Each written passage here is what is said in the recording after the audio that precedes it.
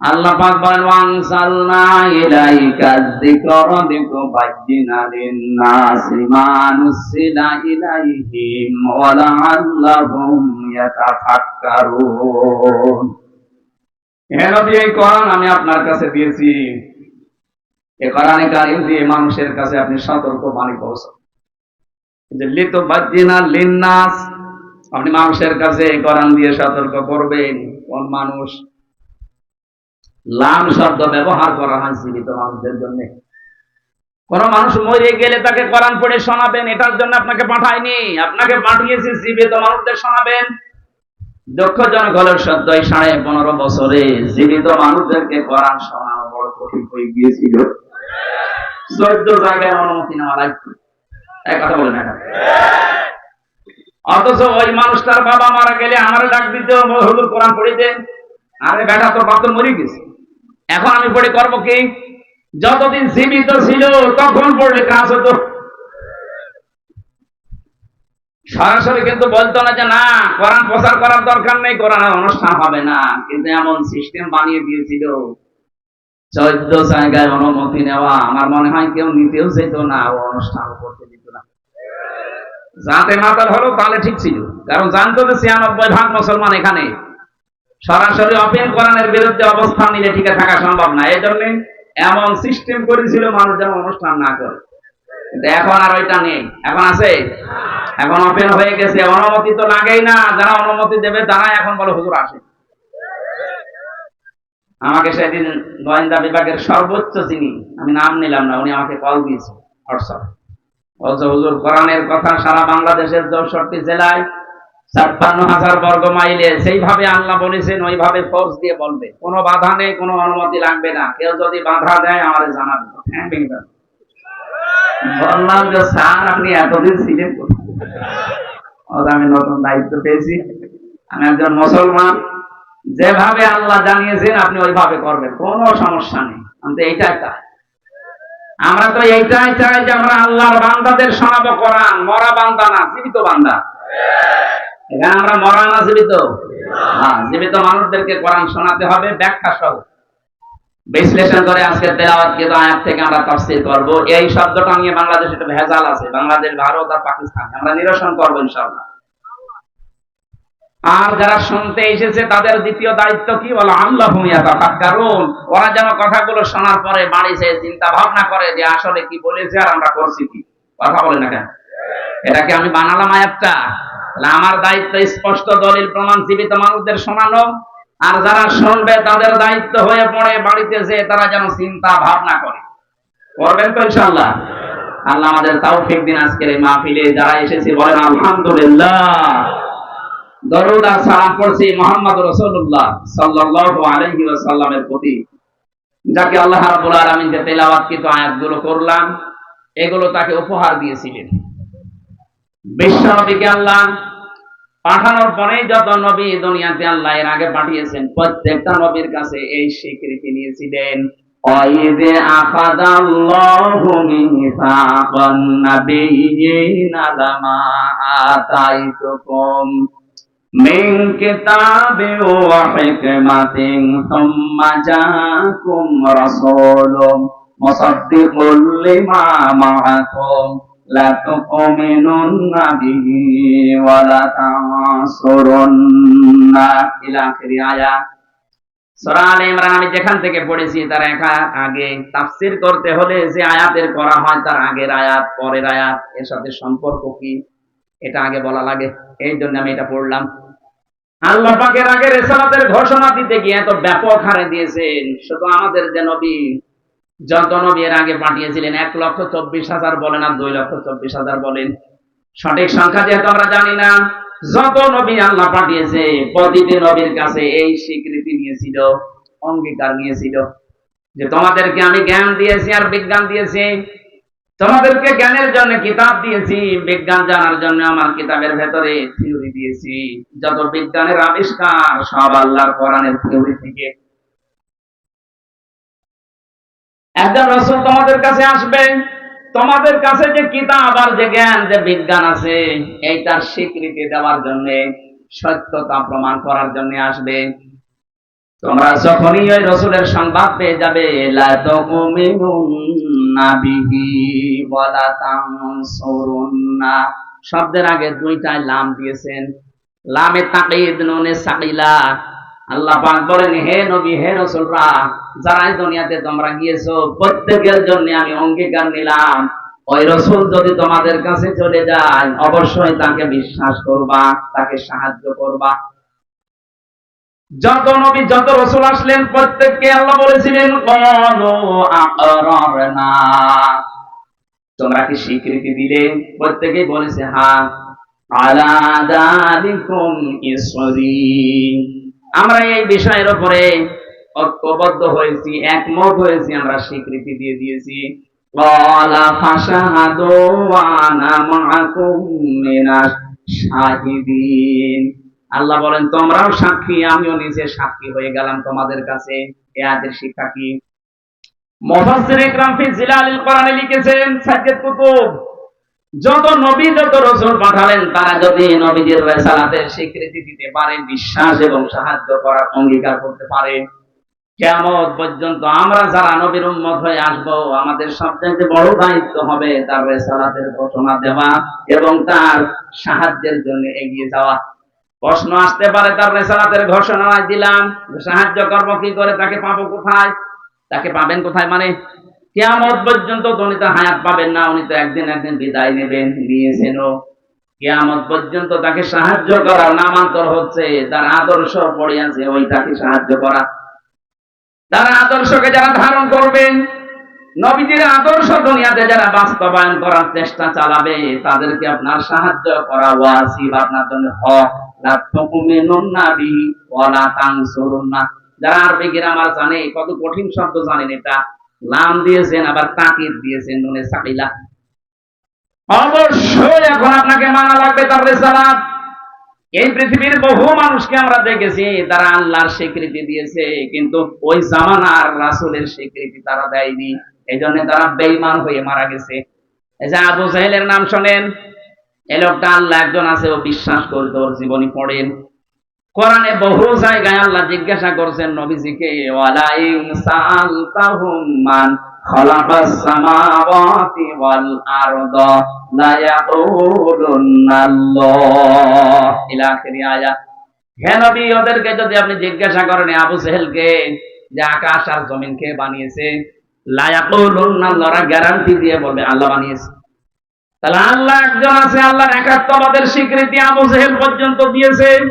যেদিন বদরের ময়দানে যাবে সেদিন কাবার গিলাফ ধরে ও কাঁদছিল সকালবেলা, ডাক দিয়ে বলেছে, কাবার মালিক তুমি আসো, আমি জানি মুহাম্মদের বিরুদ্ধে অস্ত্র নিয়ে যাচ্ছে বদরের ময়দানে যুদ্ধ করার জন্য, সত্যের পক্ষে যে আছে তাকে তুমি বিজয় দিয়ে দিও। ওর দোয়া কবুল হয়ে গেছে। কি ও তো সত্যের পক্ষে ছিল না, সত্যের পক্ষে যিনি ছিল আল্লাহ তাকে বিজয় দিয়ে দিয়েছিলেন। এরকম একটা দুইটা না, বহু ইতিহাস আমারই জানা আছে। ফেরাউনের ইতিহাস অনেকে শোনেন, কিন্তু শিক্ষাটা এখান থেকে নেন না। এই লোকটা আল্লাহ একজন আছেও কিন্তু বিশ্বাস করেছিল। শেষে এসে একেবারে শেষে যে বলেছিল, হাত্তা ইযা আদরাকাহুল গরকু ক্বালা আমানতু আন্নাহু লা ইলাহা ইল্লাল্লাযী আমানাত বিহি বানু ইসরাঈল, ইলা আখিরি আয়াত। আমি কেন পড়ছি, বাংলাদেশের সাথে আমার অনেক মিল দেখতে পাচ্ছি। এই জন্য এদেশে বহু মানুষকে আপনি জিজ্ঞাসা করবেন রেসালাতের স্বীকৃতি দেওয়ার জন্য, রাসূলের জীবনী অনুযায়ী কাজ করতে, ও বলবে কি, আমি কি নামাজ পড়ি না, আমি কি রোজা রাখি না, আমি হজ করে এসেছি, আমি দান সাদকা করি। কুমিল্লাবাসী যে চারটা কথা বললাম, চারটা কথায় কার হুকুম? নামাজ পড়া, রোজা রাখা, হজ করা, দান করা, এই চারটা কার বিধান? আরো জোরে বলেন। এই বিধান তিনি দিয়েছেন, তিনি তো বললেন লা তুমিনুন্না বিহি ওয়া লা তানসুরুন্না, নবী আসবে তাকে বিশ্বাস করবা, তার স্বীকৃতি দিবা। এই যে ফেরাউনের কথা কেন তুললাম, বাংলাদেশে এই বিশ্বাসে যারা আছেন তাদের কিন্তু ফেরাউনের মতো মরণ হবে। আপনাকে আমি বাঁচাতে চাই। ওই লোকটা যখন ডুবে যাচ্ছিল ওই সময় বলেছিল, আমি ঈমান আনলাম। ওই আল্লাহর উপর ঈমান আনলাম যার উপর ঈমান এনেছে বনী ইসরাঈলেরা, আমি তো মুসলমান। এরপরও ফেরেশতারা আমারে পানির ভেতরে বারবার চুবায় কেন? আল্লাহ তখন জবাব দিয়েছেন আল আন, এখন। শব্দের দিকে খেয়াল করেছেন? ও কিন্তু আল্লাহর একাত্মবাদের স্বীকৃতি দিয়েছে যে আমি ঈমান আনলাম ওই আল্লাহর উপরে, যার উপরে বনি ইসরায়েলরা ঈমান এনেছে। তাহলে স্বীকৃতি তো দিয়েছে আল্লাহর প্রতি, কিন্তু ওই জামানার যিনি প্রেরিত পুরুষ ছিলেন হযরতে মূসা কালিমুল্লাহ, তার কথা কিন্তু বলে নাই। কথা বুঝতেছেন? ও শুধু লা ইলাহা ইল্লা পর্যন্ত বলেছিল, কিন্তু তো বলা লাগবে লা ইলাহা ইল্লাল্লাহ মূসা কালিমুল্লাহ। ওই জামানার রেসালাতের স্বীকৃতি ও দেয়নি, এজন্য মারা গেছে বেঈমান হয়ে। আল্লাহ কারণও জানিয়েছে কেন তোর ঈমান নসিব হচ্ছে না। আল আনা ওয়া ক্বাদ আসাইতা ক্বাবলু ওয়া কুনতা মিনাল মুফসিদিন। এবার আমার এই আয়াত থেকে প্রশ্ন, হাজার হাজার বছর পরে এখন আমাদের এই জামানায় আল্লাহর প্রেরিত পুরুষ কে বলেন তো? কথা বুঝতেছেন? এই জামানার জন্য শুধু না কিয়ামত পর্যন্ত একজন প্রেরিত পুরুষ আল্লাহ পাঠিয়েছেন, তার নাম মুহাম্মাদুর। আরো জোরে বলেন মুহাম্মাদুর। কোন মানুষ এখন বাস্তবে যদি আল্লাহর হুকুম মেনে চলে কিন্তু রিসালাতের ঘোষণা এই জামানার যিনি প্রেরিত পুরুষ আল্লাহ তাকে মানে না, তার মানে তার জীবনই মানতে চায় না। হ্যাঁ, তার জীবনই মানে। তিনি যেদিন নবুয়ত পেয়েছেন 40 বছর বয়সে, সেই দিন থেকে জীবনের শেষ দিন 63 বছর, এই 40 বছরের ভেতরে, এই 63 বছরের ভেতরে 23 বছর তার নবুয়তের জিন্দেগি। এটা মানেন না? বলেন না কেন? এই 23 বছরের 13 বছর তিনি মক্কায় মার খেয়েছিলেন। আজকে দেশে হাজারো মানুষ এই 13 বছরের জিন্দেগি শুনতে পাগল। বলেন আপনিও কাঁদেন, আমিও কাঁদি। কিন্তু পরের যে 10 বছর মদিনার জীবন, উনি যে রাষ্ট্রপ্রধান ছিলেন, এইটা বলতে গেলে অনেক মানুষ যারা আল্লাহর স্বীকৃতি দেয় ওদেরও তখন আর মন পাওয়া যায় না। তখন বলে হুজুর এটা রাজনীতি, এটা দুনিয়ার কাজ। আরে ভাই, আপনি তো 13 বছর ভালো শুনলেন, খালি মায়ের খেয়েছিল এটা শুনতে কানাকাটি করেন। উনি যে মায়ের দিয়েছিল ওইটা শুনতে চান না কেন? আমরা তো ওইটাও বলতে চাই, মায়ের তো আমরা 13 না, আমরা তো 15 বছর খালাম। কথা বলে না কেন?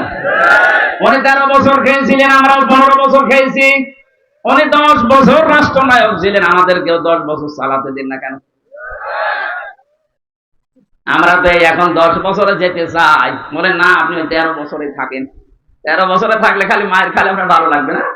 আমরা 10 বছরে যেতে চাই না। যারা বলেন না কেন? এই 10 বছর যারা মানতে চান না, তার রেসালাতের ঘোষণা পরিপূর্ণ হয়নি, শুধু 13 বছর দিয়েছে, 10 বছর দেয় না, ওর মরণ হবে ফেরাউনের মতো। আমার মনে হয় আপনি কথা বুঝেছেন।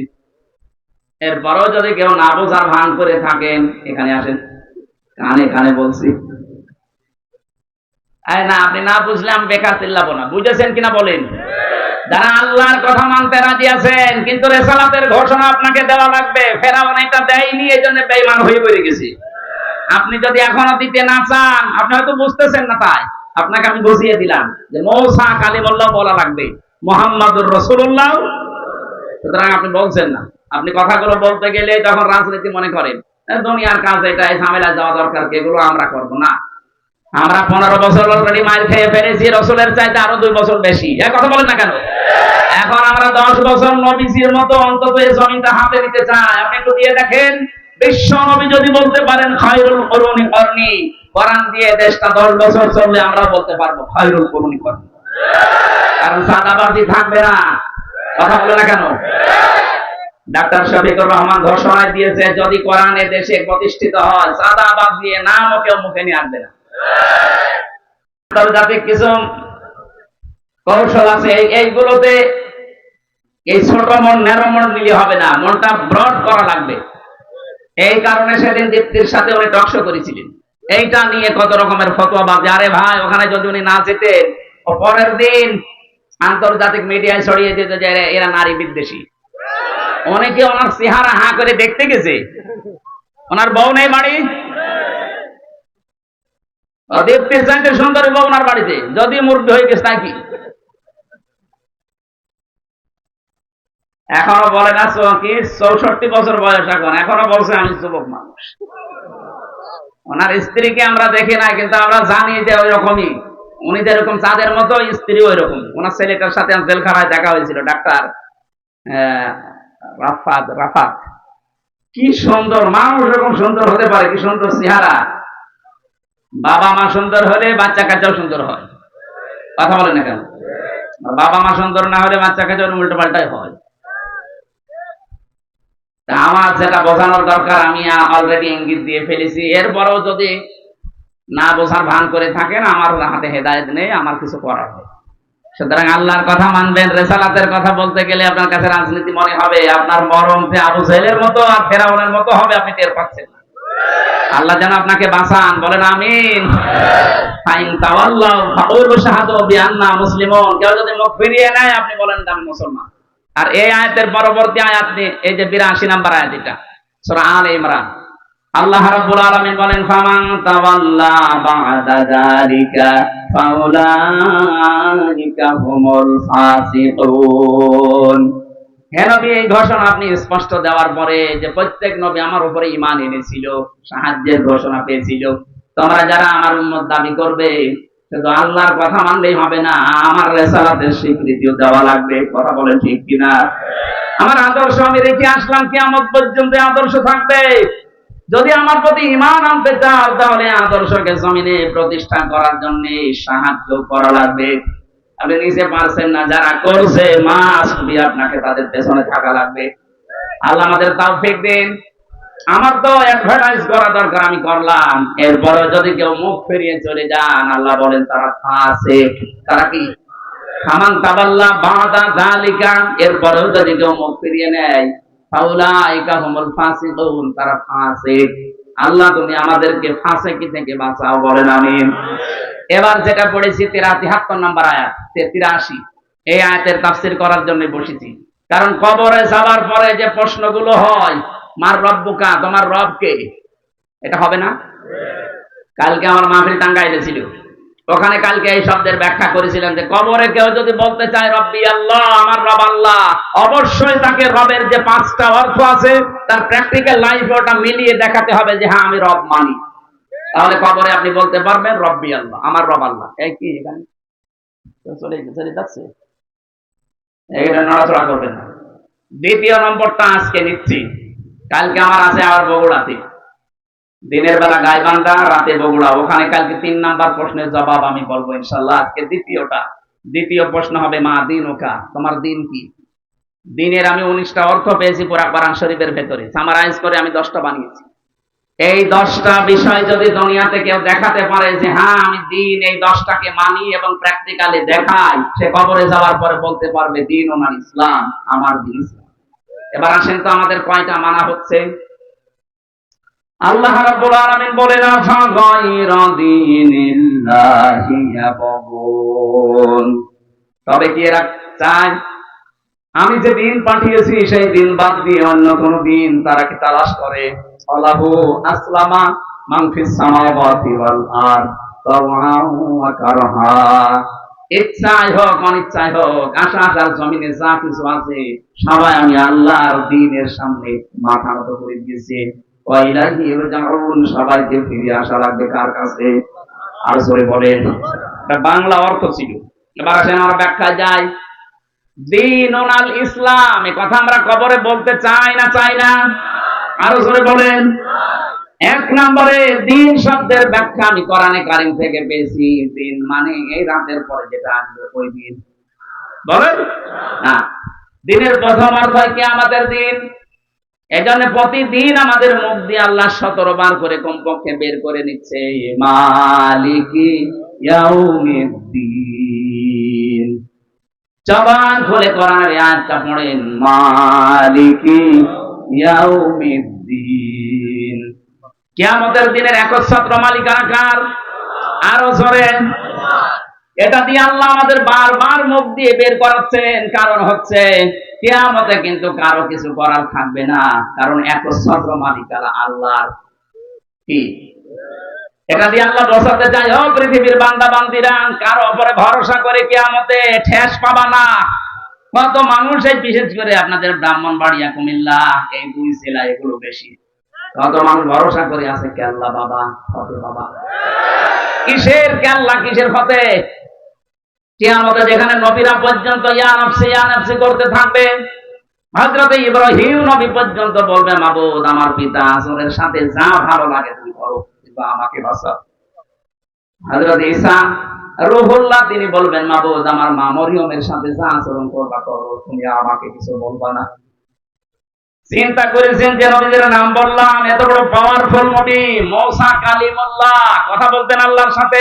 ইব্রাহিম খলিলুল্লাহ, আল্লাহ যাকে বন্ধু হিসাবে গ্রহণ করে নিয়েছেন। হযরত ঈসা রূহুল্লাহ, যিনি আল্লাহর সৎকারে তৈরি হয়েছিলেন। এত বড় বড় পাওয়ার ওয়ালা মানুষ যদি বলে, আল্লাহ আমার আত্মীয় স্বজন মা বাবা এদের সাথে যা ভালো লাগে তুমি করো গিয়ে, কিন্তু আমাকে তুমি বাঁচাও, সেখানে কেল্লা ফতের উপরে ভরসা করে আছেন যে এরা বাঁচাবে। আমার তো কোরআনের ব্যাখ্যা তাফসীর পড়ে এতটুকুই বিশ্বাস জন্মিয়েছে। সূরা আবাসার ভেতরে আছে, ইয়াউমা ইয়াফিরুল মারউ মিন আখিহি ওয়া উম্মিহি ওয়া আবিহি ওয়া সাহিবাতিহি ওয়া বানিহি লিকুল্লি মারইম মিনহুম ইয়াউমা ইযিন শাআনু ইউগনি।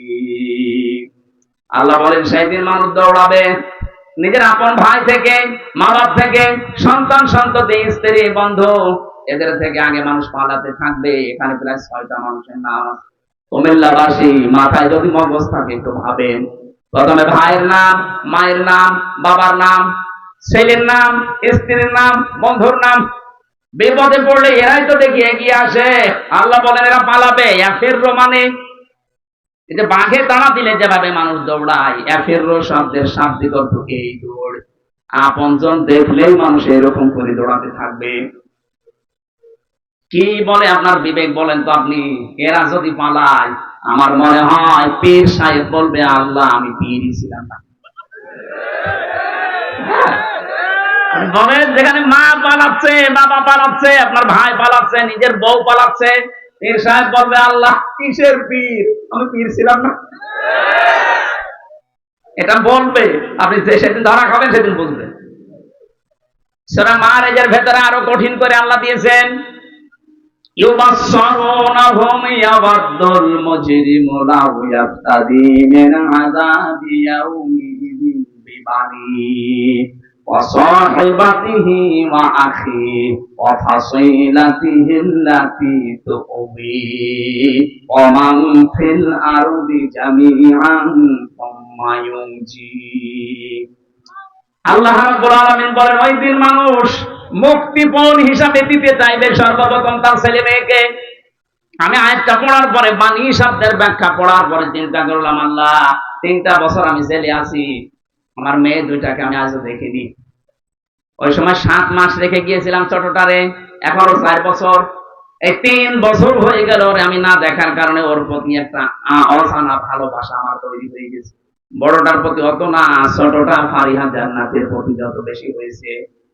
3টা বছর না দেখে যদি এত বেশি মহব্বত ভালোবাসা তুমি তৈরি করে দিতে পারো, কোরআনের আয়াতে তুমি বললে কিয়ামতে আমি নাকি ফারিহাকেও মুক্তিপণ হিসাবে তোমার দিতে চাইবো। আমার তো মনে হচ্ছে না, এই আয়াতটা আমার কেমন লাগছে। আপনি চিন্তা করেন তো, কিয়ামতের দিন এই ফারিহাকেও বলা লাগবে, আল্লাহ এটাও দিয়ে দিলাম মুক্তিপণ, তুমি আমারে বাঁচাও। আমার স্ত্রী, আমার ভাই ভাগ্যর যা আছে, আমার বোন আছে, এমনকি আমার দুনিয়ায় যারা আশ্রয় প্রশ্রয় দিত, আমার দলের লোক, আমার আত্মীয় স্বজন, জ্ঞাতি গোষ্ঠী, এদেরকেও তোমাকে দিয়ে দিলাম। যাও, ওয়ামান ফিল আরদি জামিআ, দুনিয়ায় যত সম্পদের মালিক ছিলাম সব আমি দিলাম। সুম্মা ইউনজি, তুমি আমারে বাঁচাও।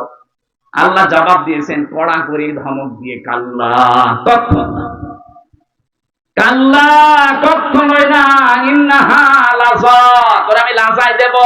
কোথায় লাজা? কি আল্লাহ ভয়ঙ্কর বর্ণনা এরপরে দিয়েছেন। লাজা কি জানো? নাযাআতাল লিশাওয়া, এখানে গেলে আগে মানুষের চামড়া খুলে যাবে।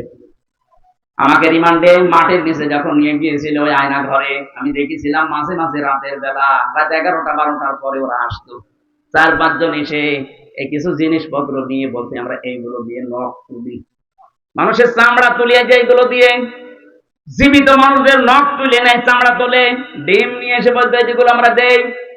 আমারে কোনোদিন ওরকম করিনি, কিন্তু দেখিয়েছে যে এগুলো দিয়ে আমরা নখ তুলি, তার মানে ওদের ওই ভয়ঙ্কর কথা শোনার পরে যেন আমি মিথ্যা কথা বলতে বাধ্য হই। আমার বলেছিল আকিস গ্রুপের বিরুদ্ধে এই কথাগুলো বলা লাগবে। দ্বিতীয় নম্বরে, এই দেশে জঙ্গিবাদ তৈরি করার জন্য জামাত ইসলাম আর শিবির কাজ করছে, এটা আপনি বলবেন আদালতের সামনে, যে তাহলে আপনারা ছেড়ে দেব।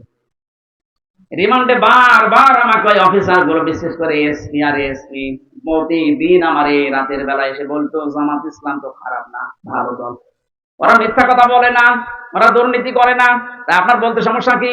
না, কি কায়দা করে কথা নিচ্ছে দেখেছেন, মনে করছে যে হামজা পাগল হয়ে গেছে মনে হয়। ঠিক আছে, আপনি আমাকে নিয়ে চলেন।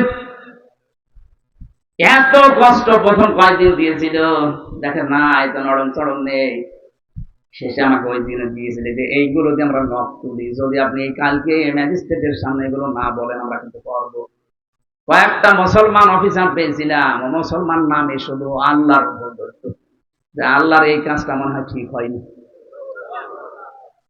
তার ভেতরে আমি একজন পেয়েছিলাম এই কুমিল্লা বাড়ি 14 গ্রামে, ওরা আমি খুঁজতেছি, পালিয়েছে। আর কয়েকদিন আগে পেয়েছিলাম খুলনা শেখ ইমরান, অধ্যাপক মিয়া গোলাম পরওয়ার সাহেবের বাড়ির পেছনে বাড়ি ওর।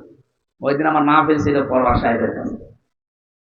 ওর বাবা আওয়ামী লীগের উপজেলা চেয়ারম্যান, ও শয়তান পালিয়েছে, পাওয়া যাচ্ছে না। এরপরে পাওয়া গেছে, পুলিশে ধরে এখন ছেড়ে দিয়েছে। ওরে আর পাওয়া যাচ্ছে না, কোন গর্তে ঢুকেছি। চিন্তা করে দেখেন, ওরা আমারে বলতেছে আমরা এগুলো দিয়ে নখ তুলি, এই যে এই মেশিন পত্র, আপনি যদি না বলেন সকালবেলা আপনার স্ত্রীকে তুলে নিয়ে আসবেন। তখন আমার মেয়েটা 7 মাস বয়স মাত্র। বলেন এই অবস্থায় স্বামী যারা ঠিক থাকতে পারে? বাধ্য হয়ে বলেছিলেন যে যা ভালো লাগে করেন, আমার নিয়ে চলে, আমি সব বলি। কিন্তু ম্যাজিস্ট্রেট আমার সাথে ধোঁকাবাজি করেছিল। ওখানে যাওয়ার পরে শুনলাম উনি ছাত্রলীগের প্রাক্তন কি সেক্রেটারি ছিল, উনি এখন ওই কাজে। আমার বলছে আপনার কোনো চিন্তা নেই, যা যা লিখেছে শুধু সই করে চলে যান, আপনার নিচে ছোট ছোট বাচ্চারা আছে কান্নাকাটি করছে। আমি তো ওই 164 তখন বুঝতাম, সহজ সরল ভাবে লিখে দিলাম। পরে শুনছি যে ওইটা 164। এমন এমন কিছু লিখেছে রাষ্ট্রের বিরুদ্ধে, আকিস গ্রুপের বিরুদ্ধে, জামাতের বিরুদ্ধে, অথচ একটা কথাও আমার না। পরে যদিও আমি ডিনাই পিটিশন দিয়েছিলাম, কিন্তু সেটাই তো কাজ হয়নি। এই 3 বছর থাকা লিখেছে আর এই কারণে। অথচ সে মামলায় যে কিছুদিন আগে সব খারিজ হয়ে গেছে, সব খারিজ করে দিয়েছে। ওই মামলা তো 3 বছর তো ওই ওই জজের কাছে ছিল, কিচ্ছু করতে পারেনি। যে এখন হাত খোলা পেয়েছে, বলছেন যান, একেবারে মামলা ঢিসমিস করে দিলাম। বলতে গেলাম যে স্যার এটা তো আপনার কাছে এতদিন ছিল, এতদিন তো বলেননি, হঠাৎ সবই সবই মানে মাফ করে দিচ্ছেন। উনি এইটাই বলতো যে আমার হাত বাঁধা ছিল, এখন হাত খোলা আছে, কিছুটা ন্যায় বিচার করতে পারছি। আমরা চাই বাংলাদেশে সবাই এরকম হাত খোলা থাকবে আবু সাইদের মতো। কথা বলেন না কেন? হাত যতদিন বাঁধা থাকবে, ন্যায় বিচারের পরিবর্তে উপরে দেখতে হবে ফিটফাট, ভেতরে সব অফিসার হবে। আমরা তো এটাই কায়েম করতে চাই বাংলাদেশে, যেন সবার হাত, বিশেষ করে 1628টা চেয়ার আছে, এই চেয়ার না, ওই জায়গা মতো যে চেয়ার গুলো আছে ওইগুলো, কতগুলো? 1628টা। এই চেয়ার গুলো আমরা চাই যারাই সামনে বসবে প্রত্যেকের হাত আবু সাইদের মতো এভাবে খোলা থাকবে। জীবন দিতে হয় জীবন দেবে, কিন্তু মিথ্যার সামনে মাথা নত করবে না, তাহলে নাই বিচার কায়েম হবে ইনশাআল্লাহ।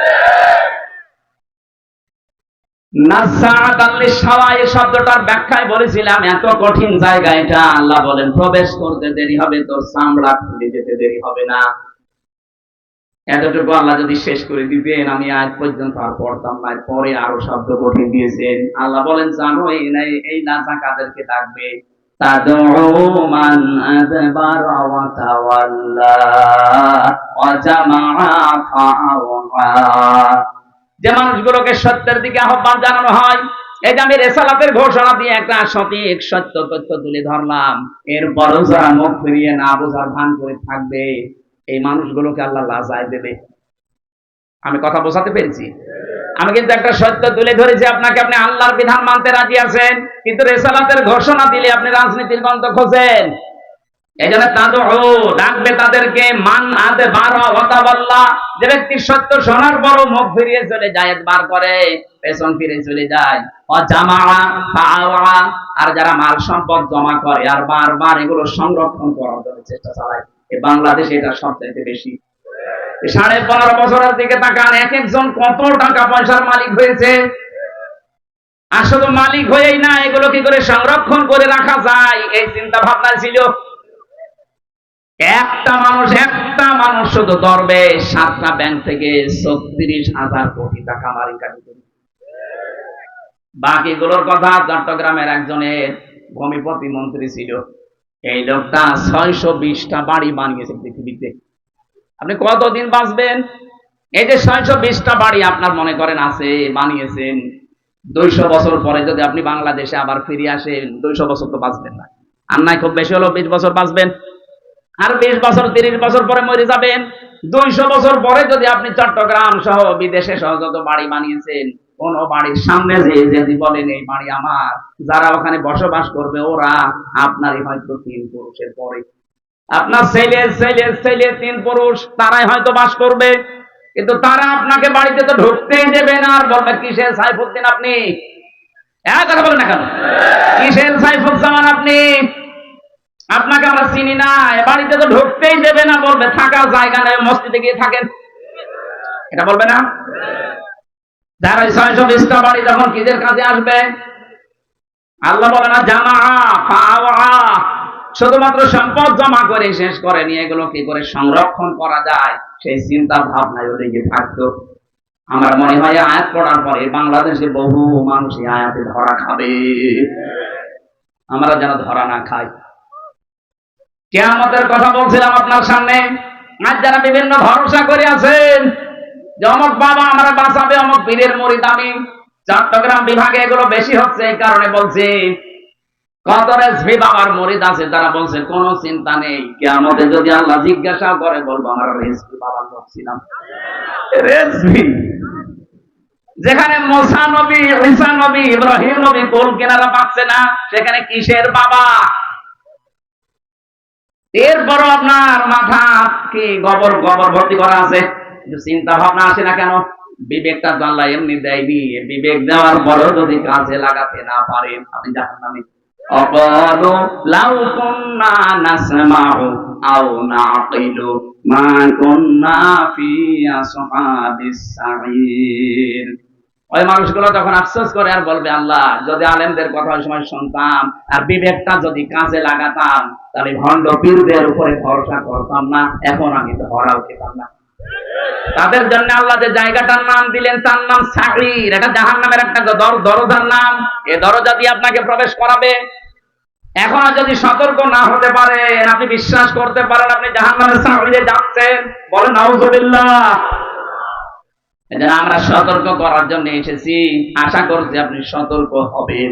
কিয়ামতের একচ্ছত্র মালিকানা কার? আর জোরে এখানে কার উপরে ভরসা করা? বলেন নিজের যতটুকু আমল আখলাক আছে, কাজ কারবার আছে, ওইটার উপরে ভরসা করে যান। হ্যাঁ, নবীর উম্মত যদি হতে পারেন, প্রশ্ন আসতে পারে নবীর উম্মত না মানে আমরা নবীর আশেক। কিসের আশেক? আপনি জিলাপির আশেক, আপনি খেচুড়ির আশেক, আপনি পোলাও বিরিয়ানির আশেক। রাসূলের আশেক ছিল হযরতে তালহা, নিজের জীবন পর্যন্ত দিয়েছে, 80টা তীর খেয়েছে, তারপরও নবী পর্যন্ত আঘাত আসতে দেয়নি। আর এই বাংলাদেশে 53 বছর স্বাধীনতার পরে কত আঘাত নবীজির শরীরে আসতেছে, কথা বলেন। তার সুন্নাতের উপরে, তার আদর্শের উপরে কত আঘাত আসে। এই আঘাত সহ্য করতে পেরে অনেক মানুষ আজ পর্যন্ত জেলে পড়তেছে। আর আপনি কেমন আশেক, জেলের নাম শুনলে আপনি ভয় পান। আশেকে রাসূল তো ওদের মানায় যারা সাথে রাসূল, রাসূলের দুশমনদেরকে যারা হত্যা করে বছরের পরে বছর কারাগারে আছে, তাদেরকে আশেকে রাসূল বলে মানায়। আপনি জিলাপি না দিলে, খেচুড়ি না দিলে মিলাদ পর্যন্ত পড়েন না। আশেক কিসের আশেক আপনি বলছেন? এজন্য আমাদের উচিত হবে এখন থেকে উচিত হবে কারো উপরে ভরসা করে লাভ নেই। কিয়ামতে যেহেতু একচ্ছত্র মালিকানা আল্লাহর, ওই আল্লাহর দিকে ভরসা করে কিয়ামতে যেন বাঁচা যায়, ওই বিশ্বাস দুনিয়া থেকে নিয়ে যাওয়া লাগবে। নবীজিকে আল্লাহ প্রশ্ন দিচ্ছেন, এটা ইন্টারগেটিভ সেন্টেন্স। আরাইতাল্লাযী ইউকাযযিবু বিদ্দীন। হে নবী, আপনি কি ওই মানুষগুলোকে দেখেছেন যারা কিয়ামতের দিন বিশ্বাস করে না? নবীজি বললেন, কই আমার কাছে যারা আছে সবই তো মনে হয় কিয়ামতে বিশ্বাসী। আল্লাহ পাক বলেন না, ফাযালিকাল্লাযী ইয়াদউল ইয়াতীম। ওই মানুষগুলো কিয়ামতে বিশ্বাস করে না যারা এতিমের গলায় ধাক্কা দেয়। বাংলাদেশে নেই এতিম মানে আমরা কি মনে করি? মা বাবা নেই তারাই শুধু এতিম। এই যে আজকের যে মুরব্বী বসে আছে ওনার মা বাবা আছে? আছে? তাহলে এতিম না এটা? উনি যদি এতিম হয় তো এখানে এতিম বাকি আছে কোনটা? এতিম হচ্ছে এই যে ছোট বয়সে, বিশেষ করে 1 থেকে 15 বছর পর্যন্ত ধরা যায় সাবালক হওয়ার আগ পর্যন্ত। এর আগে যাদের মা বাবা মারা গেছে তারা এতিমের সংজ্ঞায় পড়ে। এখন যদি মুরব্বী মানুষ বলে আমিও এতিম, মা বাবা নেই, আমি তো এতিমের দাদা। এতিম আসল এতিম হচ্ছে উপরে যারা দায়িত্বে আছে ওদের নিচে যত মানুষ কাজ করবে তারা সবাই ওনার কাছে এতিম। এই কুমিল্লা জেলা প্রশাসনিক ভাবে চালাচ্ছে এসপি সাহেব। এসপির নিচে যত পুলিশ এই 11, 12টা, 14, 15টা থানায় কাজ করছে, সে এসআই বলেন, এএসআই বলেন, কনস্টেবল বলেন, দারোগা বলেন, ওসি বলেন, সবাই ওনার কাছে এতিম। এক কথা বুঝতেছে? যে যে সেক্টরে আছেন ওই সেক্টরের নিচে যারা কাজ করে তারা আপনার কাছে। আপনি এতিমদের সম্পদ মেরে খেয়েছেন, এতিমদের সাথে খারাপ ব্যবহার করেছেন। যারা এতিমদের সাথে, অধীনস্থদের সাথে খারাপ ব্যবহার করে, তাদের হক নষ্ট করে, এরা নামাজ পড়তে পারে, রোজা রাখতে পারে, হজ করে আসতে পারে, কিন্তু কিয়ামত বিশ্বাস করে না। এরকম মানুষ দেশে এবার আছে কিনা বলেন? কত গার্মেন্টসে, কত জায়গায় দেখবেন উপরে যারা দায়িত্বে আছে, নিচে কত অসহায় মেয়েরা, ছেলেরা, সব তো তার কাছে এতিম। সুযোগ পেয়ে তার ইজ্জত পর্যন্ত, সম্মান পর্যন্ত নষ্ট করে। হ্যাঁ বলেন, আপনি এতিমের মালাত্মসাৎকারী। আলা ইয়াহুদ্দু আলা তাআমিল মিসকিন, যারা মিসকিনদের খাবার দেয় না, খাবার দিতে উৎসাহ দেয় না। এই যে ইয়াহুদ্দু আলা তাআমিল মিসকিন, সাকানা ইয়াসকুনু থেকে এসেছে শব্দটা। সাকান মানে বসবাস করা। সাকান মানে কি? যারা আজ বসবাস পর্যন্ত করার জায়গা পায় না, ঠাঁই নেই যাদের, এই মানুষগুলোর পুনর্বাসনের জন্য আপনাকে কাজ করা লাগবে। মানুষের মুখে হাসি ফোটানোর জন্য আপনাকে কাজ করা লাগবে।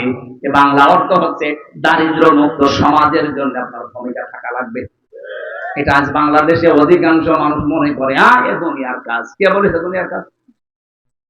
মেয়েরা যারা এসেছেন আপনাদের জন্য একটাই ওয়াজ আজকে, ওয়াতুইনু আলা দীনি যাওজাতিহা। জান্নাতি মহিলা ওইটা যেই মেয়েটা তার স্বামীকে মানবতার জন্য, দ্বীনের জন্য, ইসলামের প্রসারে, ইসলামের প্রসারে মানবতার সেবা করছে তার স্বামী। ও যেন ওই মহিলা তার স্বামীকে উদ্বুদ্ধ করে, ছাড় দেয়, সময় বের করে দেয়।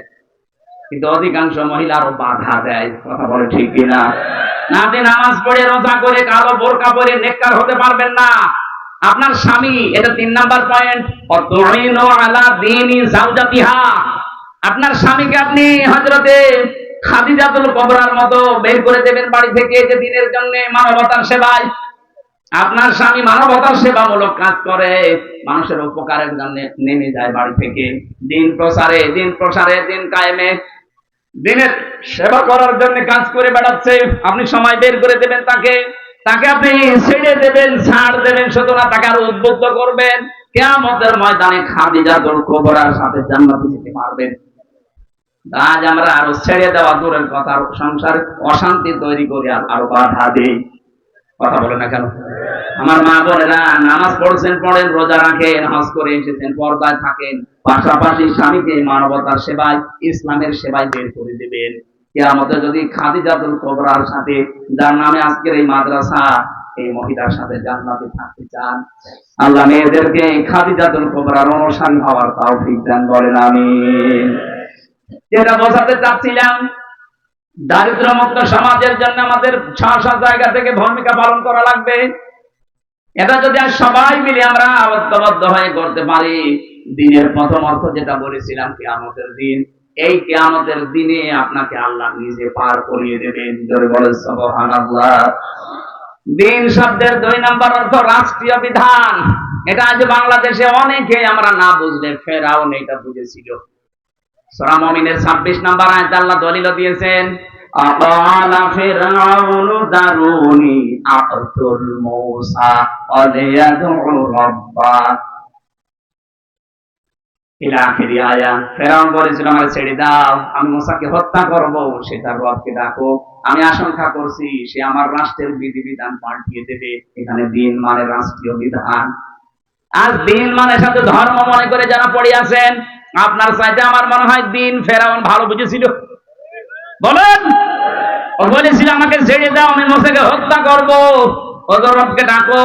আমার আশঙ্কা হচ্ছে মুসা আমার দেশে রাষ্ট্রীয় আইন পাল্টিয়ে ফেলবে। তাহলে দিন মানে রাষ্ট্রের আইন। আরো জোরে, ৯৬ ভাগ মুসলমান আমরা এখানে বাস করি, রাষ্ট্রীয় আইনের দিন একটাও আছে বলেন? যে দুই একটা ছিল হাফ, সেগুলো তুলে দিয়েছে এই ১৫ বছরে। মুসলিম পারিবারিক আইনের ভেতরে কিছু কিছু আমরা মানতাম, সেটাও এমন কায়দায় মাঝে মাঝে আওয়াজ উঠতো আমরা সমান অধিকার চাই। এক পুরুষ যা পাবে এক নারী তাই পাবে। বলেন নাউজুবিল্লাহ। কোরআনের ৫০০ আইন আল্লাহ দিয়েছেন, অধিকাংশ আমরা দেখলাম হাত দিয়েছে, পাল্টিয়ে ফেলার চেষ্টা চালিয়েছে। যেখানে আল্লাহর নামে পড়া আরম্ভ হবে সেখানে আল্লাহর নাম বাদ দিয়েছে, যেখানে ইসলাম সেখানে বাদ দিয়ে শুধু নাম দিয়েছে নজরুল ইসলাম কলেজ হবে না, শুধু নজরুল কলেজ। কেন? ইসলামে আপনাকে কি দিয়ে কামড় দিয়েছে? কথা বলেন না কেন? পড়া শুরু করা লাগতো আগে ইকরা বিসমি রাব্বিকাল্লাযী খালাক, এটা মনোগ্রামে লেখা ছিল। কথা বলেন না কেন? ইন্নাদ দীনা ইনদাল্লাহিল ইসলাম রাব্বি জিদনি ইলমা, এগুলো আগে ছিল, এইটা এখন বাদ দিয়ে এমন এমন জিনিস সেখানে জুড়ে দেওয়া হচ্ছে। কেন? এই শব্দগুলো তো আল্লাহ বানিয়ে দিয়েছেন। রব্বি জিদনি ইলমা, এই শব্দ বানিয়েছে কে? আল্লাহ। ইন্নাদ দীনা ইনদাল্লাহিল ইসলাম, এটা বানিয়েছে কে? আমার বিশ্ববিদ্যালয় কুষ্টিয়া ইসলামী বিশ্ববিদ্যালয় লেখা ছিল ইকরা বিসমি রাব্বিকাল্লাযী খালাক। এরকম যতগুলো আল্লাহর বিধান সব পাল্টিয়ে পাল্টিয়ে অন্যটা লাগিয়েছে। নারী পুরুষের যে বিবাহ এটা আল্লাহ পাক বৈধতা দিয়েছেন, অথচ এখন আজকে দেখলাম পেপারে দিয়েছে কুষ্টিয়াতে ২ জন মহিলাই বিয়ে করবে বলে উঠে পড়ে দিয়েছে। এগুলো তো একদিনে তৈরি হয়নি, ১৫.৫ বছরের জঞ্জাল এটা। সমকামিতা যারা প্রমোট করছে আজ আমরা দেখছি অনেককে এখন তাদের দায়িত্ব দেওয়া হচ্ছে দেশের। মুসলমানদের কলিজায় কিন্তু আগুন লাগছে। আমরা চাই যারা আল্লাহর নিষিদ্ধ কাজকে বৈধতা দেওয়ার জন্য প্রমোট করে তাদেরকে ৯৬ ভাগ মুসলমানের মাথার উপর থেকে সরিয়ে দেওয়া হোক। এখানে আমরা এমন মানুষকে দেখতে চাই যে লোকটা আল্লাহ রাসূলে বিশ্বাসী। কথা বলেন, সংবিধান সংস্কারের কাজ চলছে, আমরা চাই এমন এমন মানুষকে ওই জায়গায় নিয়ে যাওয়া হোক যারা সূরা ফুরকানের ৭৪টা যে সংবিধানের ধারা আছে, এই সূরা ফুরকানের প্রতিটি ধারা যারা বিশ্লেষণ করতে পারে, যারা বোঝে এগুলো ধারা আল্লাহ বানিয়েছেন মানবতার জন্য। এগুলো যদি এই মুসলিম দেশে সংবিধানে সংযোজন করা হয়, এই দেশে যে যার অধিকার সম্পূর্ণতা ফিরে পাবে। দিন মানে রাষ্ট্রীয় বিধান, এটা যতদিন পর্যন্ত আপনি কায়েম করতে না পারবেন, কবরে যাওয়ার পরে যেই বলবেন আমার দিন কি, আপনি বলতে পারবেন না। এরকম 10টা বিষয় আছে পুরা কোরআনের দিন শব্দের ব্যাখ্যায়। আমরা যদি আমাদের এই প্র্যাকটিক্যাল লাইফে 10টা মানতে পারি, কবরে যেতে দেরি, আপনি বলে ফেলবেন দীনুল ইসলাম। আল্লাহ আমি সব যারা এসেছি এটা বলার তৌফিক দুনিয়া থেকে কামাই করার জন্য তৌফিক দাও, বলেন আমিন। আমার 8টায় ওখানে অনুষ্ঠান, 45 মিনিট আছে, এখান থেকে ঘন্টা খানিক সময় লাগবে। আমি তাড়াতাড়ি বলছি, আগামীতে কোন জায়গায় নিলে একটা মাহফিল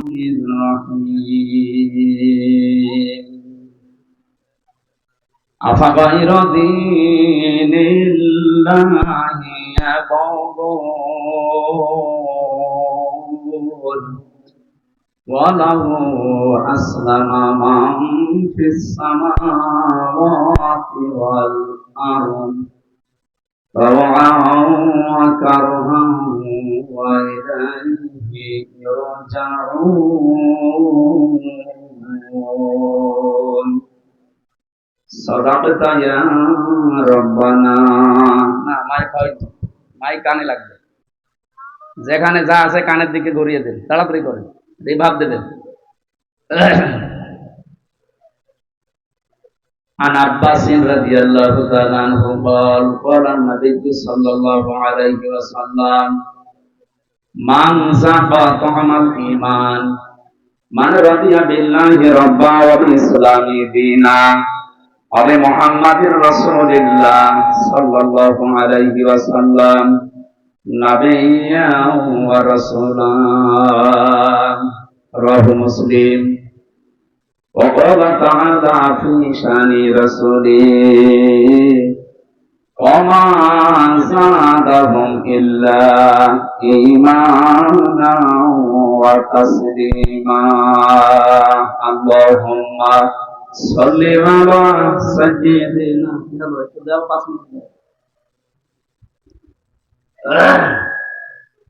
وعلى آل سيدنا مولانا محمد আলহামদুলিল্লাহ।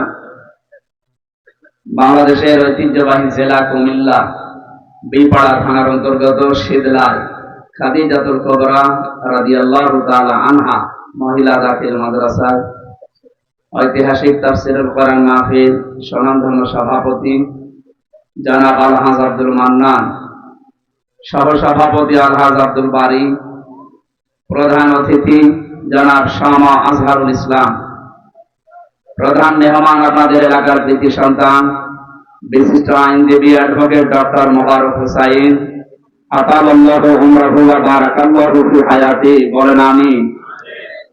আমার পরে যারা আলোচনা রাখবেন কুমিল্লার কৃতি সন্তান ইসলামিক চিন্তাবিদ মুফাসসিরে কোরআন বড় ভাই জনাব মাওলানা মোল্লা নাজিম উদ্দিন আতালাল্লাহু উমরাহু ওয়া বারাকাল্লাহু ফি হায়াতি, নাকি হয়ে গেছে ওনাদের? এতক্ষণ যারা আলোচনা রাখলেন মাওলানা মিজানুর রহমান আতিকি, আরো যত আলেমের নাম দিয়েছে না বিশেষ অতিথি, এই এক সময় নেই, একবার দোয়া করে দিলাম নাকি? একটা একটা করে নাম ধরে দোয়া করতে গেলে সময় লাগবে নাকি? ওই যে একটা লোক দোয়া করেছিল সেদিন শুনছিলাম, আল্লাহ বঙ্গবন্ধুকে যারা হত্যা করেছে ওর পুরাটাই আপনি জান্নাত দিয়ে দিয়েছেন। এরকম দোয়া করলে তো সমস্যা হয়ে যাবে। আমরা এই মানুষগুলোর জন্য দোয়া করছি, এদের সম্মান আছে দুনিয়া এবং আখিরাতে। তুমি বাতাস দেশ কি আসমানে না জমিনে? তাহলে এটা একটু সরিয়ে দেন, একটু সরিয়ে দেন। আমার মনে হয় রসনের সাথে বাতাস দিলে একটু জোরে দিতে। ওই আর এক ভাইয়ের কাছে দেন।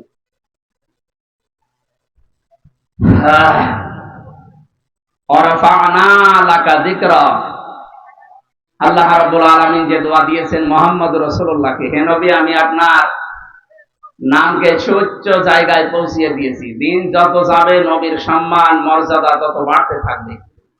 আর আমাদের সম্মান আর মর্যাদা বাড়ার জন্য দুইটা শর্ত আছে। ইয়ারফাউল্লাহুল্লাযীনা আমানু মিনকুম ওয়াল্লাযীনা উতুল ইলমা দারাজাত। সূরা মুজাদালার 11 নম্বর আয়াতের মাঝের অংশে আছে। আল্লাহ বলেন, হে নবী, যারা ঈমান আনে আর ইলম পেয়েছে, দিনের পর দিন এদের মর্যাদা আমি আল্লাহ বাড়াতেই থাকব। এখানে ইয়ারফা মুজারি বর্তমান ভবিষ্যৎ, প্রেজেন্ট ফিউচার।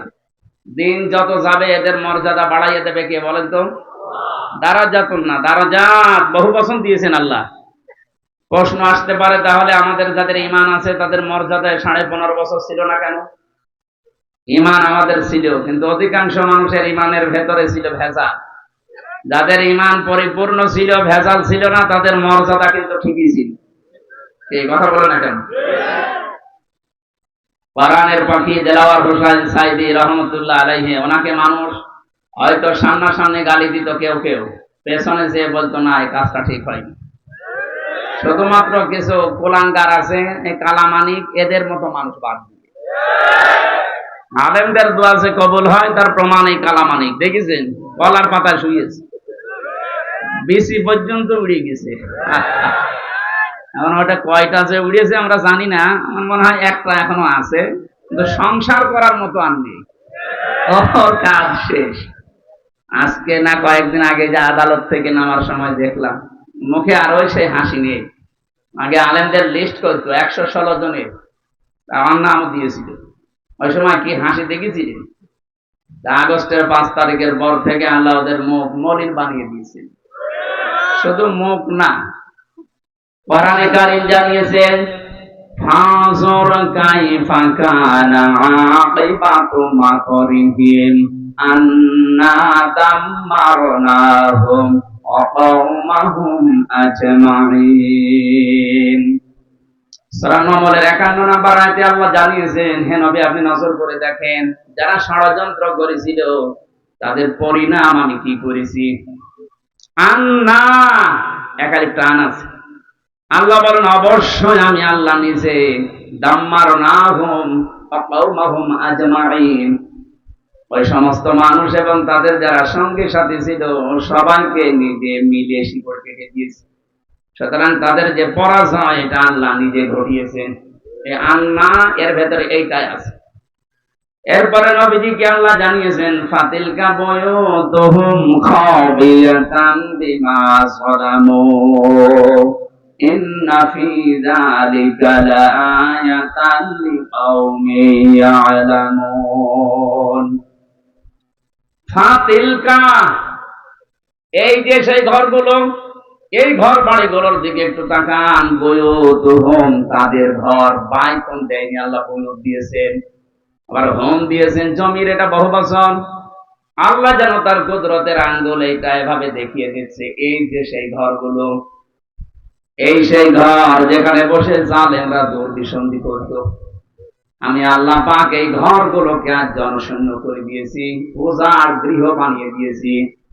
এই আজটা যে কত বাস্তব এ বাংলাদেশের দিকে তাকালে এখন বোঝা যাচ্ছে।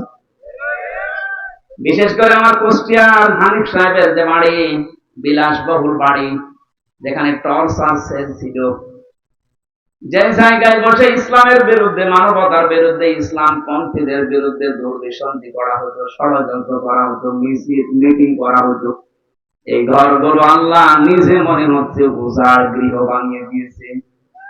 এখন আপনি যাবেন, আমি 6 তারিখে গিয়েছিলাম, 5-এর পরে 6, যে দেখি এই ঈদ পর্যন্ত খুলে মানুষ চলে যাচ্ছে। এখন বোঝার গৃহ সত্যি খাবিয়াতান শব্দটা বাস্তবে এটা দেখা যাচ্ছে। শুধু এইটা না, 64 জেলার 630টা থানা আছে, যতগুলো জালেম ইসলাম মুসলিম মানবতার বিরুদ্ধে যারা ষড়যন্ত্র করেছিল, যারা জুলুম করেছিল, তাদের বাড়ি ঘরের অবস্থা আল্লাহ একই বানিয়ে দিয়েছেন। আল্লাহ যেন আমাদেরকে দেখিয়ে দিচ্ছেন ফাতিলকা, ওই যে এই ঘরগুলো। সবচাইতে বড় ঘর যেটা মনে করতাম ঢাকাতে, অনেকে এত আবেগ নিয়ে সেখানে যে ঘরে পর্যন্ত চুমা খেত, অথচ 3 মাসের ব্যবধানে কালকের পত্রিকা দেখেন ঘরের অবস্থা, জাতীয় টয়লেট হয়ে গেছে। হ্যাঁ, 4-5 জন একসাথে পোশাক করতে পারছে,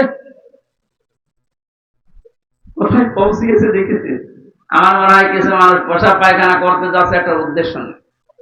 আমি কাবা শরীফ তাওয়াফ করার পর 16 সালে যখন উপর দিয়ে ঘুরছি, হঠাৎ দেখি আমার পেটে সেরকম যন্ত্রণা দেখা।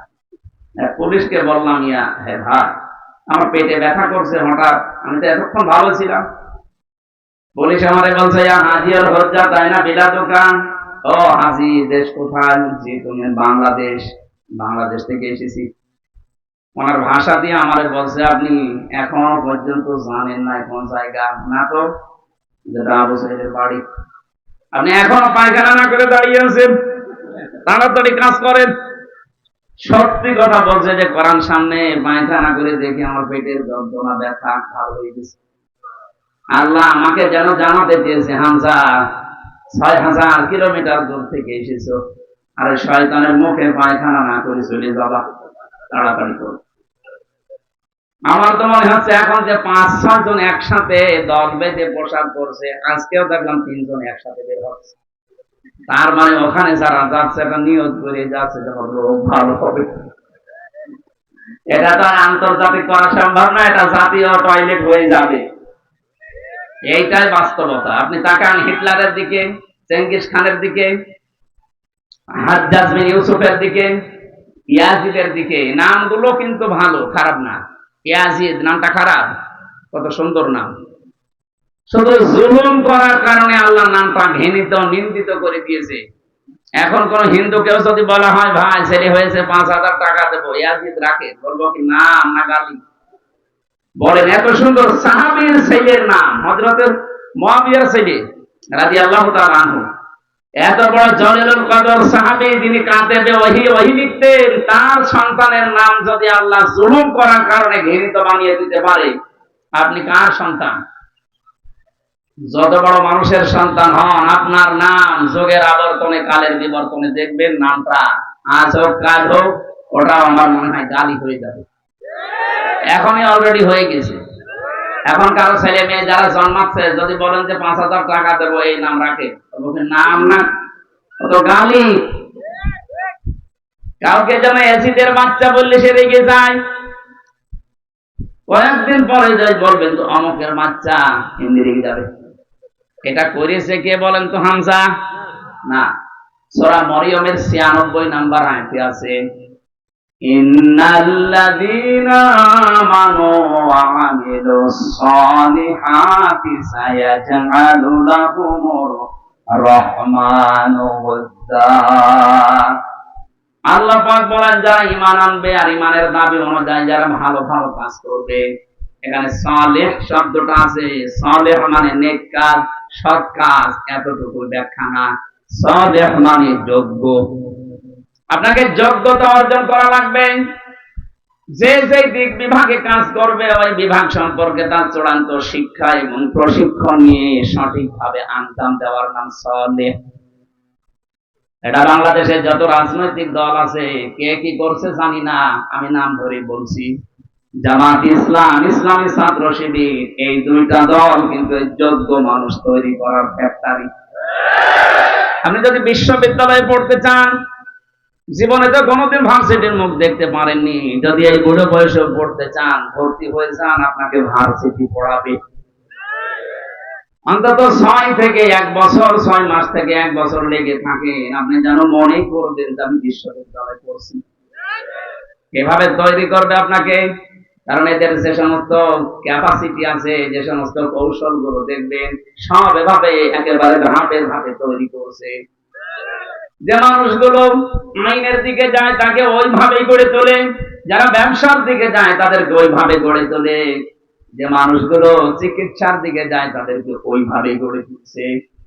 রাজশাহীর ডাক্তার ফাতেমা সিদ্দিকার মতো ডাক্তার হওয়া লাগবে মেয়েদের, ফরিদপুরের ডাক্তার শাহিন জব্দারের মতো ডাক্তার হওয়া লাগবে ছেলেদের, ডাক্তার মতিউর রহমান খুলনা ইনার মতো ডাক্তার হওয়া লাগবে। এদের নাম সলে। আমরা মনে করি বসে বসে শুধু সুবহানাল্লাহ পড়লাম, আমার মতো সলে নেক কাজ আর নেই। কিসে কে বলতাম না। আপনি যে যেই বিভাগে কাজ করবেন, ওই বিভাগের শিক্ষা আর প্রশিক্ষণ নিয়ে সঠিকভাবে কাজটা আঞ্জাম দেওয়া লাগবে, দুর্নীতি মুক্ত হই। এই কথা বুঝতেছে? এগুলো যারা করেন, সৃষ্টি জগতের ভেতরে তাদের প্রতি আল্লাহ একটা আলাদা তৈরি করে দেয় ভালোবাসা। সায়াজআলু লাহুমুর রহমানু ওয়াদ্দা। পৃথিবীর সৃষ্টিতে আল্লাহ যা বানিয়েছেন, সবার ভেতরে ওই মানুষটার প্রতি একটা ভালোবাসা তৈরি করে দেয়। কে? সাইদি সাহেবকে অনেকে জীবনে দেখেনি চোখে, কিন্তু মনের ভেতর থেকে তার প্রতি ভালোবাসা, এটাকে আমি বানিয়ে দিয়েছি। কে? বিপরীতটা দেখুন, অনেককে অনেক মানুষ দুনিয়ায় দেখেনি, কিন্তু তার কর্মকাণ্ডের কারণে কোথায়? সৌদি আরব। আমি রমজানে ছিলাম, মদিনা থেকে একটা গাড়ি ভাড়া করলাম, ড্রাইভারের ওখানকার স্থানীয় মদিনার ড্রাইভার, বললাম যে বদরে যাবো, আবু জাহেলের কবর দেখে আসি। ভাড়া মেটানোর পরে আমি উঠলাম, যাওয়ার সময় ওনার ভাষা দিয়ে আমারে বলছে হারামি। হারাম মানে? আপনাকে বলি না, আপনার দেশে যে আছে ওইটা একটা হারাম। হ্যাঁ ঠিক আছে, আপনি বল, আপনার সাথে আমি আরো 2 লাইন বেশি করে বলছি। চিন্তা করেন, সে লোক জীবনে ওনারা দেখেছি? ওই হ্যাঁ, ইউটিউবে দেখে, ফেসবুকে দেখে, কর্মকাণ্ড গুলো মাঝে মাঝে তার কাছে যায়, এই দেখে তার প্রতি ঘৃণা তৈরি করে দিয়েছে। হামজা কে? জুলুম করলে 7টা ক্ষতি হয়, তার ভেতরে এটা একটা। সৃষ্টি জগতের ভেতরে তার প্রতি একটা আলাদা ঘৃণা তৈরি করে দেয় আল্লাহ নিজে।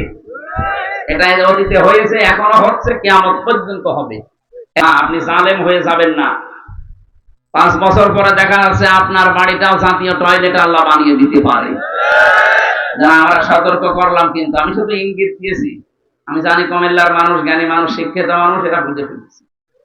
সুতরাং আগামী প্রজন্ম যারা আসবে দুনিয়াতে, এরা যেন জালেম হয়ে না যায়। সূরা নমল 51, 52 নাম্বার আয়াতটা তাফসীর সহ পড়ে নেবেন। দল মত জাতি বর্ণ ধর্ম নির্বিশেষে আজকের এই অনুষ্ঠান, এটা কি শুধু মুসলমানদের? না, হাত্তা ইয়াসমা কালাম আল্লাহ সুম্মা আবলিগহু মা'মানা। হে নবী, অমুসলিমরা যদি কোরআন শুনতে আসে তাদেরকে আপনি ব্যবস্থা করে দেবেন, শোনা হয়ে গেলে নিরাপদে বাড়িতে পৌঁছিয়ে দেবেন। সুতরাং আজকের এই অনুষ্ঠান শুধু শীতলায়ের মুসলমানদের জন্য না। ব্রাহ্মণ পাড়া নাম শুনে বোঝা যাচ্ছে এখানে হিন্দু আছে, কথা বলছে না কেন? আছে না? যেখানে থাকা আছে, নাম শুনে তো কিছুটা পাওয়া যাওয়া লাগবে, সবটা চলে যায়। সুতরাং যারা এসেছেন সবার জন্য আজকের এই কোরআনের অনুষ্ঠান। আল্লাহ আমাদেরকে যাদের নিয়ে আসলেন, আমাদের দুইটা এখানে শর্ত মানতে হবে। ফাস্তামিউ লাহু ওয়া আনসিতু, আপনি শুনবেন আর চুপ থাকবেন। আর আমরা যারা বলতে আসলাম, আমাদের দায়িত্ব কি?